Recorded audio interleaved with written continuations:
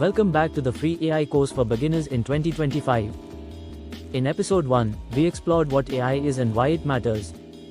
Today, we are going a step further. You'll learn about the different types of artificial intelligence, explained in simple terms, with real-life examples.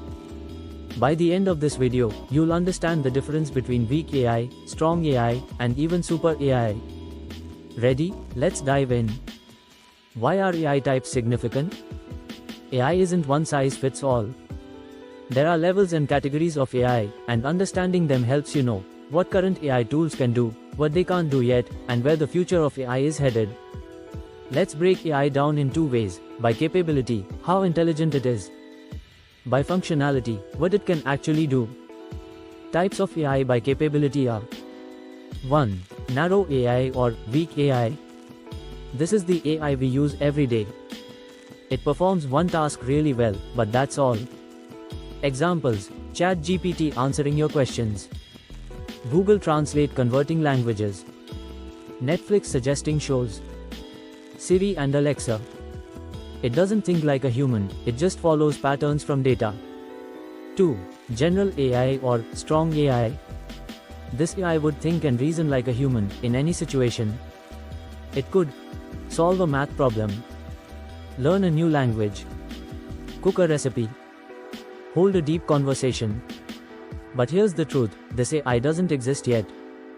It's the goal of many AI companies, but we're not there yet. 3. Super AI. This is a level beyond human intelligence. It would think faster, solve problems we can't, maybe even have consciousness. This is still science fiction, but it's being seriously studied by futurists and researchers. AI based on functionality are. Now let's look at AI by what it can do, functionally. 1. Reactive machines. These are the simplest types. They don't learn, they just react. Example: IBM's Deep Blue that beat a chess champion. 2. Limited memory. Most modern AI systems fall here. They learn from past data and improve over time. Example: self-driving cars analyzing traffic and adjusting behavior. 3. Theory of mind, future.